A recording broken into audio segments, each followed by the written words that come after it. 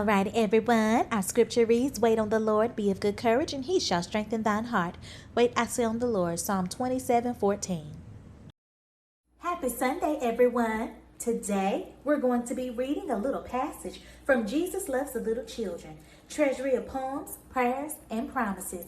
This is going to be an every Sunday thing now, so I hope you'll join me and that your family will always learn about unity, love, and Jesus.